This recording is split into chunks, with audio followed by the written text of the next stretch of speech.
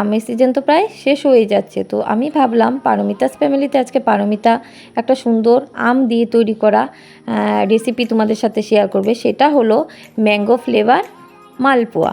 তো mango flavour মালপোয়াটা আমি কিভাবে করব না করব সবটাই তোমাদের সাথে শেয়ার করব। সাথে থেকো বন্ধুরা, পাশে থেকো, আর ভিডিওটা কন্টিনিউ কিন্তু দেখতে থেকো। Guys, good evening. তোমরা সবাই কেমন আছো? আশা করি তোমরা সবাই ভালো আছো, সুস্থ আছো। আমরাও ভালো আছি, সুস্থ আছি, বিন্দাস আছি। তো তোমাদের সবাইকে পারমিতাস ফ্যামিলিতে ওয়েলকাম। আমি পারমিতা তোমাদের সামনে আবারও চলে এসেছি নতুন একটা ভিডিও নিয়ে। রান্নাঘর দেখে ভাবছো তো কী ভিডিও নিয়ে চলে এসেছি? হ্যাঁ বন্ধুরা, একটা ধামাকাদার ভিডিও নিয়ে চলে এসেছি। আমের সিজন, এখন যদি আমি একটু মালপোয়া না করি ফুলকো ফুলকো তাহলে হবে না। তো আজকে আমি আম দিয়ে মালপোয়া করব, আমের মালপোয়া। তো চলো তোমাদের সাথে সবটাই শেয়ার করব। যদি তোমাদের ভালো লাগে লাইক কমেন্ট শেয়ার সাবস্ক্রাইব করে আমার পাশে থেকে যেও।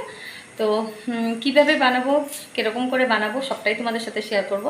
আজকে আমি যেই রেসিপিটা তোমাদের সাথে শেয়ার করতে চলেছি সেটা হলো আমের মালপোয়া, আম দিয়ে তৈরি করা মালপোয়া। দেখো এখানে আমি মালপোয়াটা করতে কি কি নিয়েছি। আম নিয়েছি, যেহেতু আমের মালপোয়া আম তো নিতেই হবে, তার জন্য একটা আম নিয়েছি। সাথে নিয়েছি এখানে চালের গুঁড়ো অল্প পরিমাণে নিয়েছি।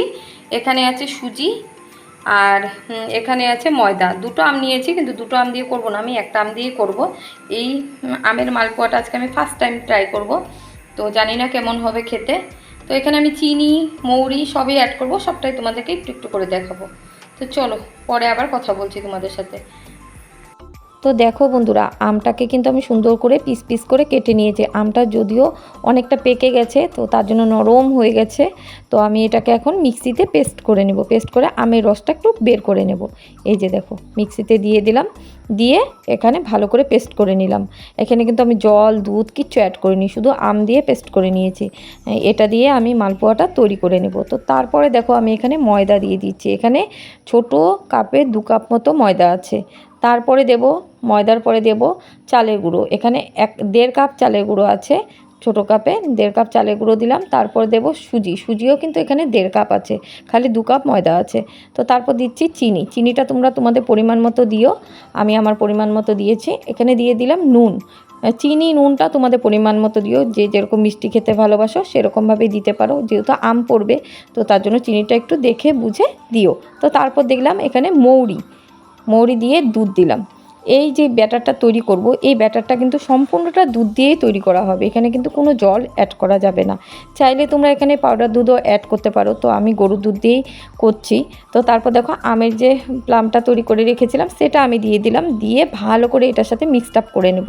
মিক্সটা যত ভালো হবে তত সুন্দর মালপোয়া তৈরি হবে। তো আমি দেখলাম একটু গাঢ় হয়ে গেছে, তো তার জন্য একটু দুধ দিয়ে ভালো করে মিক্সড আপটা করে নিলাম। আর মিক্সড আপটা এরকম টাইপেরই হতে হবে, না খুব ঘন না খুব হালকা, মিডিয়াম সাইজে করতে হবে। তো দেখেই বুঝতে পারছো, আর কালারটা দেখো অসম্ভব সুন্দর এসেছিলো, কিন্তু তোমরা দেখেই বুঝতে পারছো।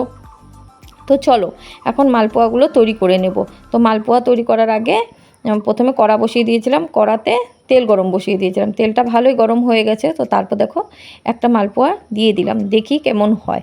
আজ প্রথম বানাচ্ছি, ভয়ও লাগছে, হবে তো ফুলবে তো এটাও আমি ভাবছি। তো দেখতে দেখতে দেখো মালপোয়াটা সুন্দর ফুলে গেছে, দেখেও বেশ ভালো লাগছে। দেখবে কোনো জিনিস যদি প্রথম করো তাতে যদি সাকসেস পাও তাহলে কিন্তু বেশ ভালো লাগে, তাই না বলো? এই যে দেখো মালপোয়াটা হচ্ছে, আর মালপোয়াটা একটু লাল লাল করে ভাজবো, যেহেতু মালপোয়াটা দেখবে তোমরা লাল লাল করে না ভাজলে কিন্তু খেতে ভালো লাগে না। তো তারপরে দেখো আরও কিছু মালপোয়া এখানে দিয়ে দিচ্ছি। এই যে একসাথে বেশ কিছু দিলে তাড়াতাড়ি হয়ে যাবে। তো মানে একটা একটা করে ভাজতে গেলে তো অনেকটা সময় লেগে যাবে, তো তার জন্য আমি কি করেছি বলো তো, এখানে 3টে করে ভাজছি, তো তাড়াতাড়ি হবে। আর এই যে দেখো এখন মালপোয়াটাকে উল্টে নিচ্ছি, এপিট ওপিট করে ভালো করে ফুলকো ফুলকো করে নামিয়ে নেব। নামানোর সময় তোমাদেরকে দেখাবো, ঠিক আছে বন্ধুরা? আর তোমরাও কিন্তু ঘরে একবার ট্রাই করে দেখতে পারো, আশা করি তোমাদের ভালো লাগবে। এরকম মালপোয়া খেতে কার না ভালো লাগে, চায়ের সাথে পুরো খাবার জমে যাবে। তো আমি মালপোয়াগুলোকে এখন ভাজা হয়ে গেছে, তুলে নেব, একটা প্লেটের মধ্যে তুলে নিচ্ছি। দেখো তেলটাকে ভালো করে ঝরিয়ে নিলাম। এই যে দেখো মালপোয়াগুলো দেখেই বুঝতে পারছো না কেমন হয়েছে বন্ধুরা? তোমরা কিন্তু কমেন্ট বক্সে জানাবে ইয়াম্মি টেস্টি হয়েছে কি না। তো তারপর দেখো সব মালপোয়াগুলোকে আমি একে একে করে তুলে নিচ্ছি। আরও কিছু মালপোয়া ভেজে নেব, ভেজে তোমাদেরকে আবার দেখাবো যে মালপোয়াগুলো কেমন হয়েছে।